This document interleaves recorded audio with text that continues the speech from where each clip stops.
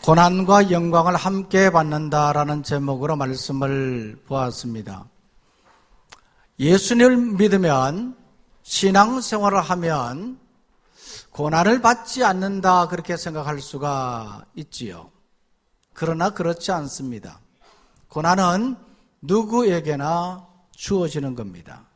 그러나 성도들이 받는 고난은 장차 주어질 영광에 비하면 비교가 안 되는 겁니다. 그래서 이 장차 주어질 영광은 절대 가치를 가지고 있는 그러한 것이라 그렇게 말하는 겁니다. 절대 가치를 가지고 있는 그러한 영광, 이런 영광에 비하면 현재 우리가 당하고 있는, 겪고 있는 이 고난은 아무것도 아닌 겁니다. 그래서 오늘 우리는 주어진 고난의 현실 속에서 장차 주어질 영광을 바라보며 살아가는 우리 모두가 되기를 원합니다. 오늘은 이 고난으로 인한 탄식이라는 제목입니다. 이 탄식이라는 말은요, 사전적인 의미로는 한탄하여 숨을 내쉰다 하는 뜻입니다. 한탄하여 숨을 내쉬는 것, 이것이 탄식입니다. 살다 보면 탄식할 때가 있습니다. 뜻하지 않는 고통과 고난이 닥쳤을 때 도저히 살아갈 힘과 용기가 나지 않을 때 탄식합니다. 그러나 여기에 탄식은 절망과 좌절의 상태에서 외치는 탄식이 아니라 소망과 영광을 바라보며 외치는 탄식입니다. 마치 아이를 해산할 때 소리치는 탄식과 같은 것입니다. 산모가 출산할 때 소리를 치는 거죠. 근데 그 탄식은 절망과 좌절 속의 탄식이 아니라 이것은 소망과 영광 가운데서 소리치는 탄식인 겁니다. 이 고난 후에는 새 생명이 주어지잖아요. 그래서 오늘 이 본문의 말씀에 보면 여러 번 탄식이라는 말이 나오는데 이 탄식은 절망과 좌절 속의 탄식이 아니라 희망과 영광을 바라보는 탄식이라는 겁니다. 자, 그러면 이 말씀에 바라보면요, 누가 탄식합니까? 먼저는 피조물이 탄식합니다. 피조물들이 지금 탄식하고 있다는 거예요. 22절 말씀을 한번 보십시오. 자, 22절 말씀 읽겠습니다. 피조물이 다 이제까지 함께 탄식하며 함께 고통을 겪고 있는 것을 우리가 아느니라. 여기서 말하는 이 피조물은 하나님이 만드신 것들입니다. 하나님은 무엇을 만들었습니까? 하늘과 땅을 만드셨고 그곳에 있는 만물들을 만드셨습니다. 그리고 마지막 날에는 하나님의 형상대로 사람을 만들었습니다. 그런데 하나님께서는 이런 피조물들을 만들 때에 조화롭게 만들었고 조화롭게 살도록 하셨습니다. 이것이 바로 하나님의 창조 목적이고 하나님의 창조 의도였습니다. 그런데 인간이 이런 하나님의 창조 목적에 어긋나서 부조화를 만들었습니다. 관계를 다 깨뜨려 버렸습니다. 이런 부조화의 원인은 인간의 범죄함이었고 하나님의 말씀에 불순종함이었고 그 결과는 고통과 죽음이었습니다.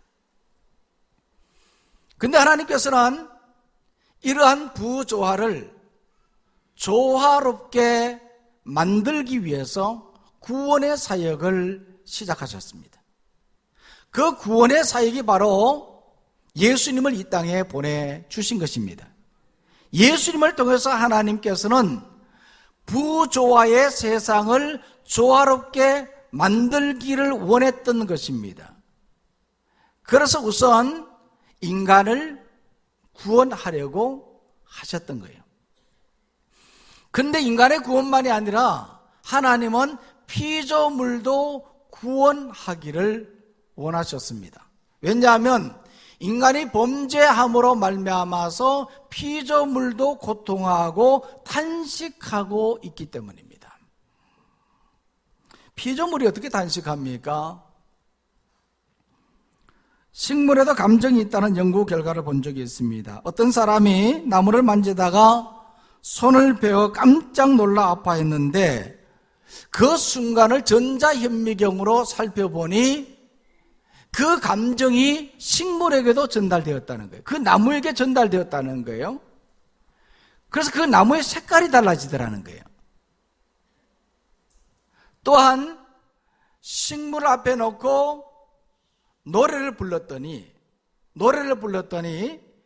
고도의 사진기로 그것을 촬영해 보았더니 그 나무가 흔들리더라는 겁니다. 뭘 말합니까? 사람만 노래 좋아하는 것이 아니라 식물도 노래를 좋아하는 것 같아요. 그렇죠? 그러니까 식물도 역시 느끼고 그렇게 표현한다는 거예요. 그러니까 피조물이 탄식한다는 말은 오늘 이 본문의 말씀에서는 의인화한 것이기는 하지만은 사실은 것입니다. 자, 그러면 이 피조물의 상태는 어떠하냐 하는 거예요. 지금 현재 이 피조물의 상태가 어떠하냐? 오늘 20절 말씀에 보면요, 이 피조물은 허무한데 굴복한다 그렇게 말하고 있습니다. 하나님께서는요, 범죄한 인간을 저주하면서 피조물도 함께 허무한데 굴복하도록 명하셨습니다. 창세기 3장 17절 18절 말씀에 보면 땅은 너로 말미암아 저주를 받고 너는 평생에 수고하여야 소산을 먹으리라. 이 땅이 누구 때문에 저주를 받았습니까? 범죄한 인간 때문에 저주를 받은 거예요. 그래서 지금 피조물은 이런 인간의 범죄로 말미암아서 허무한데 굴복하고 있다는 겁니다. 또한 오늘 21절 말씀에 보면요, 이 피조물은 썩어짐의 종노릇을 하고 있다고 말하고 있습니다. 범죄한 인간이 그 죄로 말미암아서 영광에 이르지 못하게 되었습니다. 원래 하나님이 사람을 만드실 때는 조화를 이루도록, 그리고 선한 존재의 모습으로 그렇게 살도록 했는데 이로 인하여서 영광에 이르게 되는 거죠. 지난 주일에 말씀을 드렸지 않습니까? 장차 주어질 그 영광이 무엇입니까? 어떤 영광이 있다 그랬어요? 첫 번째로는 몸의 영광이 있다 그랬습니다. 두 번째로는 신분의 영광이라 그랬어요. 세 번째로는요, 사역의 영광이라고 그랬습니다. 그런데 이러한 영광에 이를 인간이 죄를 범함으로 말미암아서 결국 고통하고 있는 거예요. 이런 고통에 빠지니까 자연적으로 피조물도 역시 고통하게 되는 거죠. 영광에 이르지 못하고 썩어짐의 종노릇을 하게 된 것입니다. 또 오늘 이 말씀에 보면요, 22절에 보면 함께 탄식하고 함께 고통을 겪고 있다 그렇게 말하고 있는 겁니다. 인간이 고통하고 함께 탄식하는 것처럼 피조물도 똑같이 그렇게 고통하며 탄식하고 있는 거예요. 지금의 지구를 보아도 그렇습니다. 피조물들이 탄식하며 죽어가는 이유가 무엇입니까? 범죄한 인간의 과다한 착취와 일으키는 공해 때문입니다. 매달 첫 번째 주일 시작하기 전에 토요일 날 교회를 사랑하는 모임으로 모여서 교회 주변을 청소합니다. 이번에 청소를 하는데 보니까요, 이 교회 주변에 담배꽁초가 얼마나 많은지 몰라요. 어느 때 봐도 많은 담배꽁초들이 있는 것을 보면서 주민센터를 통하여서 담배꽁초 버리지 않기 캠페인을 벌여야 되겠다는 생각을 했습니다. 담배를 피우면 자기 몸을 망치게 되고 담배꽁초를 버리면 이 마을을 망치게 되는 겁니다. 부목사님을 통해서 주민센터에 이야기했더니 담배꽁초 버리기 캠페인뿐만 아니라 아예 금연 운동하자, 금연 캠페인을 하자, 그런 제안을 했습니다. 지금 피조물들은요 탄식하고 있습니다. 누구 때문입니까? 이 범죄한 인간 때문입니다. 담배를 피웠으면 그냥 휴지통에 버리든지 왜 아무데나 버리느냐는 거죠. 너무너무 안타까운 현실입니다. 그래서 피조물도 지금 탄식하고 있는데, 그래서 오늘 이 말씀에 보면요, 피조물이 고대하고 있는 게 있어요. 이런 탄식 가운데 지금 피조물들이 지금 바라고 원하는 것이 있다는 거예요. 그것이 뭡니까? 19절 말씀에 보면요, 하나님의 자녀들이 나타나는 겁니다. 여기서 하나님의 자녀들이라고 말하는 것은 예수님을 믿고 구원받는 자를 말하고, 그러면서 영광에 이를 자들을 말하는 겁니다. 이런 자들이 나타나기를 원한다는 거예요. 왜 그러냐면 이런 자들이 있으면 결국 피조물들도 고통을 당하지 않기 때문에 이런 하나님의 자녀들이 나타나기를 고대하고 있는 겁니다. 뿐만 아니라 21절 말씀에 보면요, 하나님의 자녀들이 영광의 자유에 이르기를 고대하고 있는 겁니다. 영광의 자유에 이른다는 것은 죄에서 완전히 자유함을 누린다는 말이거든요. 그러니까 하나님의 자녀들이 죄에서 자유함을 누리면 모든 피조물들도 고통에서 자유함을 누리게 되는 거예요. 그러니까 이 피조물들이 고대하는 것은 바로 오늘 하나님의 자녀들이 영광의 자유에 이르는 것입니다. 오늘 우리는 하나님의 자녀로 세워지기를 원합니다. 그리고 하나님의 자녀로서 영광의 자유에 이르는 성도가 되기를 원합니다. 결국 피조물이 고통하는 것은 누구 때문이라고요? 범죄한 인간 때문이라 하는 겁니다. 또 오늘 이 말씀에 보면요, 피조물만 고통하는 것이 아니라 하나님의 자녀들도 지금 탄식하고 있다는 거예요. 자, 23절 말씀 보겠습니다. 다 같이 읽겠습니다.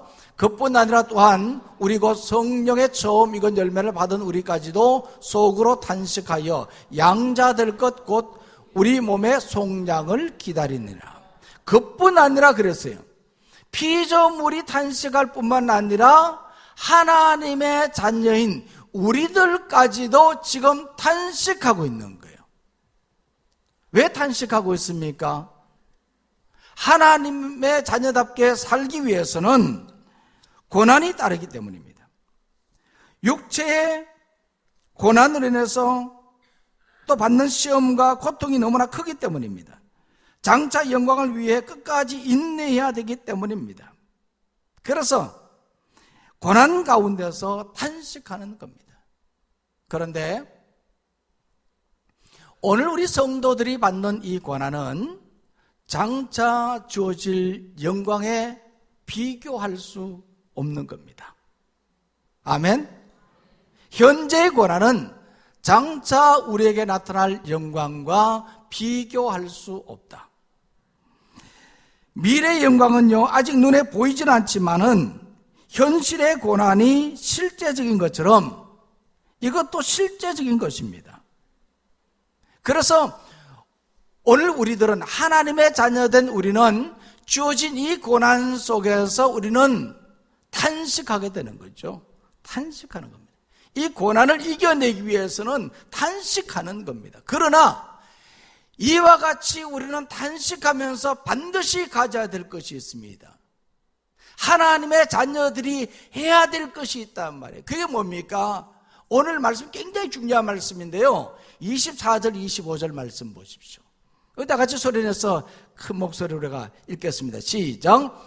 우리가 소망으로 구원을 얻었음에 보이는 소망이 소망이 아니니 보는 것을 누가 바라리요?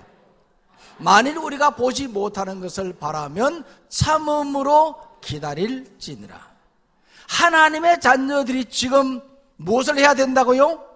소망을 가져야 된다. 소망을 가져야 된다. 소망을 가지고 장차 주어질 영광을 바라보면서 이 고난을 이겨내야 된다는 거예요. 아멘? 만약에 오늘 이 말씀에 보면요, 이 말씀 이렇게 말하고 있습니다. 우리가 소망으로 구원을 얻었음에, 우리가 구원은 소망으로 얻습니까? 믿음으로 얻습니다. 그렇죠? 아닌가요? 대답을 안 하시니까. 우리가 어떻게 구원을 얻는다고요? 믿음으로 구원을 얻는데, 오늘 이 말씀에 보면요, 소망으로 구원을 얻었음에 그렇게 말하고 있어요. 이게 무슨 말입니까? 우리가 믿음으로 구원을 얻지만 그 믿음은 소망을 가지고 있는 믿음을 말하는 거거든요. 이 소망과 믿음은 불가분의 관계예요. 그래서 소망으로 구원을 얻었음에 그랬어요. 우리가 장차 구원을 받을 것이라는 그러한 소망을 가지고 지금 믿고 있지 않습니까? 이처럼 우리는 장차 주어질 그 영광을 보면서 오늘도 우리가 살아가는 거죠. 살아가는 거예요. 그래서 이러한 소망이 있는 사람은 오늘 이 말씀에 보면요, 뭐라 말합니까? 참음으로 기다릴지니라. 이런 소망을 가져야 되고, 비록 고난 속에서도 장차 주어질 그 영광을 우리가 소망하고 그리고 주어진 이 고난 속에서 참고 기다리는 겁니다. 이것을 말하고 있는 거예요. 과거에 독립운동을 하던 애국 투사들은요, 조국의 독립을 꿈꾸었습니다. 그러나 실제로 그 당시의 상황으로 돌아가 보면 그 당시에 조국의 독립이라고 하는 것은요, 거의 실현 불가능한 그런 일이었어요. 그렇지만 그들은 일반인들과는 다른 삶을 살았습니다. 조국의 독립을 위해서 그들은 투쟁했고, 그러다가 붙잡혀 옥고를 치르기도 하고, 그리고 순국하기도 했습니다. 무엇 때문입니까? 그들에게는 조국 독립이라는 꿈이 있었기 때문입니다. 소망을 가진 사람과 그렇지 않는 사람은 다릅니다. 소망을 가진 사람은요, 끝까지 참음으로 기다리는 거예요. 이사 예배를 들을 때 보면요, 참 많은 분들이 이 감사하고 또 감격을 합니다. 물론 전세나 월세로 들어가서 예배를 드릴 때도 감사를 하기도 하지만, 특히 새로 집을 장만해서 구입해서 이제 예배를 드릴 때는 정말 감격하는 겁니다. 왜냐하면 지난날 살아왔던 그 모든 이 고난의 삶, 힘들었던 그 삶이 다 떠오르기 때문에 여기까지 인도해 주신 하나님의 그 은혜를 생각하면서 감사하고 감격하게 되는 거죠. 무엇보다도 그러한 고난 속에서도 소망을 잃지 않고 믿음으로 달려왔던 것을 생각할 때 감사가 되고 감격이 되는 것이거든요. 오늘 여러분들도 모두 집을 사기를 원합니다. 아멘 안 하신 분은 집을 다 가지고 계시는 분이 있어요. 우리 장로님이 제자훈련할 때 그렇게 말씀을 하셨어요. 하나님께 집 사달라고 그랬더니 집 사 직분도 주시고 집도 사주셨다는 거예요. 그러니까 우리가 달라고 해야지, 아멘 해야지 하나님 응답해 주시지요. 물론 하나님은 다 알아서 해 주시지만 우리 마음의 소원이지 않습니까? 우리 삶에는요, 다양한 고난들이 있습니다. 우리는 이런 고난 속에서도 소망을 가지고 참음으로 기다리기를 원합니다. 그러면 영광의 기쁨이 주어질 것입니다.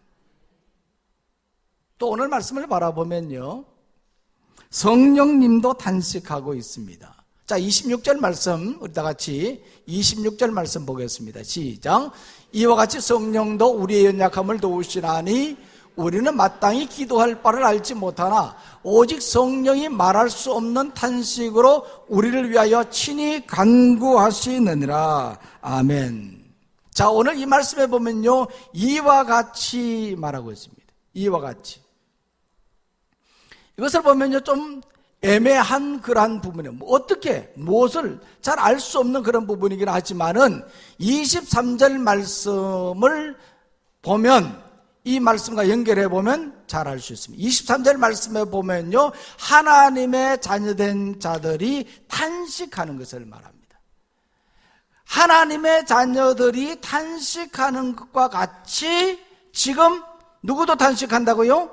성령님도 지금 탄식하고 있다는 거예요. 그러면 성령님이 왜 탄식을 합니까? 성령님이 탄식하는 이유가 있어요.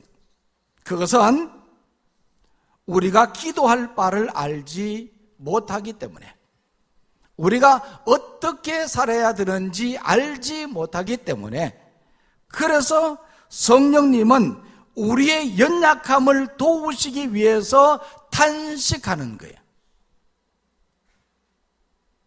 이것은요, 탄식하는 부모를 보면 알 수 있습니다. 부모가 자녀를 보면요, 답답한 게 많지 않아요. 그죠? 저렇게 살면 안 되는데, 지금 공부해야 되고, 지금 열심히 일해야 되고, 열심히 돈을 벌여야 되는데, 놀고 있으니까 부모 마음이 얼마나 답답합니까? 그러면서 탄식하는 거죠. 저러면 안 되는데. 탄식하는 거죠. 그죠?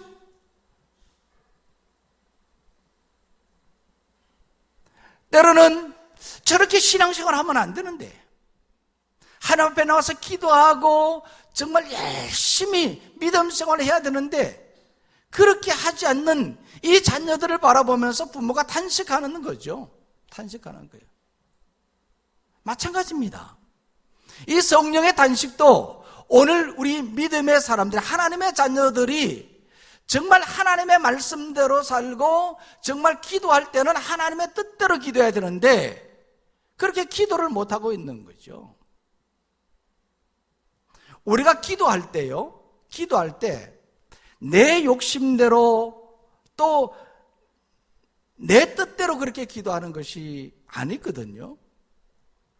어린 아이들을 우리가 이제 가게나 장난감에 이렇게 이제 마트에 들어가면요, 이거 사달라 저거 사달라 그러지 않습니까? 그죠? 그러면 부모가 그것을 다 사줍니까? 그에 맞는 장난감이나 물건들을 아이에게 사주는 거죠. 이처럼 원한다고 해서 다 해주는 것이 아니라 필요에 따라서 해주는 거죠. 오늘 우리도 마찬가지입니다. 우리도 하나님께 무엇을 구한다고 해서 하나님께서 다 주시는 것이 아니라 우리의 필요에 따라서 하나님께서 응답해 주시는 거예요. 그러면 우리의 필요를 우리가 어떻게 알아요? 부모의 마음을 자식이 어떻게 아느냐는 거예요. 그러니까 부모가 자식에게 부모의 마음을 전달해 주면 자식은 부모의 마음을 아는 거거든요.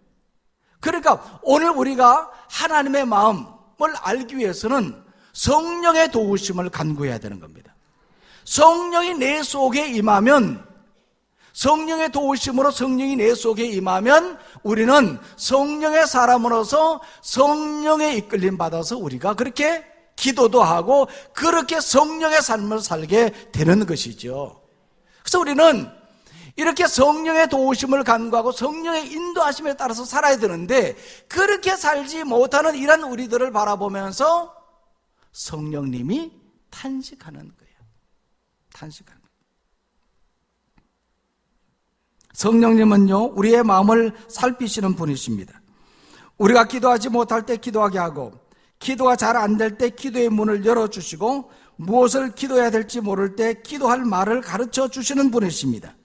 또한 우리가 고난과 싸울 때에도 하나님의 자녀답게 살도록 그렇게 도와주시는 거예요. 그래서 우리는 성령의 도우심을 받아야 되는 겁니다. 사회훈련할 때 제가 이런 예를 들은 적이 있습니다. 아들이 생일이 되었는데 아빠가 아들에게 생일 선물로 좋은 자전거를 하나 사두었습니다. 사서 창고에 다 넣어두었어요. 누구에게 주려고? 누구에게 주려고요? 아들에게 주려고 좋은, 아주 비싼 자전거를, 어차피 사면 좋은 거를 사야 되니까 좋은 자전거를 사서 넣어두었어요. 그런데 도무지 이 아들이 자전거를 사달라 이야기를 안 하는 거예요. 그래서 한 번은 이 아들을 불러서 설명하는 거예요.